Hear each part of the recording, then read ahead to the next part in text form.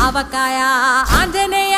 కథ మొదలెట్టినాడు చూడరయ్యా శక్తినంతా కూడగట్టి చెట్టు దులిపినాడు అంజయ్య